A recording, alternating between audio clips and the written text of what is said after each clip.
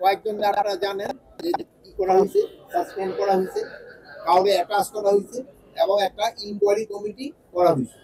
Inquiry কমিটিতে মনে হয় 3 দিন কার্য দিবসের ভিতরে তাদের রিপোর্টটা সাবমিট করতে বলা হয়েছে এবং ওই রিপোর্ট সাবমিট করার পরেই যারা এটার জন্য দোষী তাদের এগেইনস্টে আইনানুগ ব্যবস্থা নেওয়া।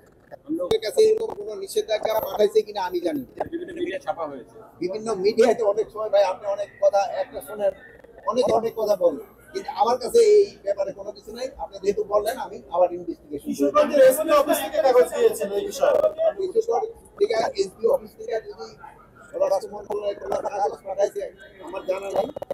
এই জন্য কিন্তু একটা ইনকোয়ারি কমিটি করা হয়েছে, যেহেতু ইনকোয়ারি কমিটিটা এটা পুঙ্খানুপুঙ্খানু দেখে এটার বিরুদ্ধে একটা আইনানুগ ব্যবস্থা নেওয়ার জন্য বলবো এবং এটার জন্য যারা দোষী তারা কেউ আইনের আওতায় তাদের শাস্তি পেতেই হবে।